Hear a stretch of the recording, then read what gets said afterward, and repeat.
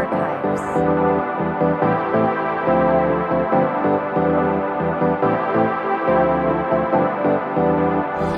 Bago ngayong gabi, ICC kinumpirmang galing sa kanila ang warrant of arrest laban kay Senador Bato de la Rosa na nauna na niyang kinwestiyon.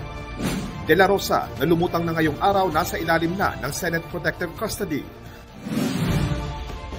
House Resolution number 989, together with the findings, conclusion, recommendations contained in Committee Report number 261 are hereby adopted.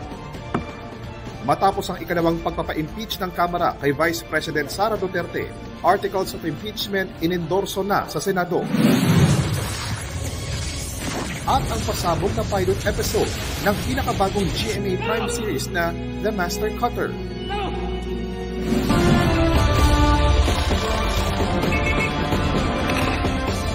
State of the Nation.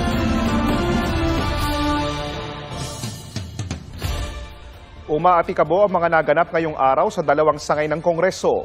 Sa Kamara na impeach sa ikalawang pagkakataon si Vice President Sara Duterte. Landslide ang resulta ng botohan. Itatransmit na ang articles of impeachment sa Senado. Ang kapulungang inatasang maging impeachment court. Pero sa Senado nagkakudeta sa liderato. Inalis bilang Senate President si Tito Soto at ipinalit si Alan Peter Cayetano. Nagpakita na rin si Senador Bato de la Rosa na ilang buwang ding nagtago. Pero dumating din doon si dating Senador Antonio Trillanes IV. Bit-bit ang arrest warrant ng ICC laban kay Bato.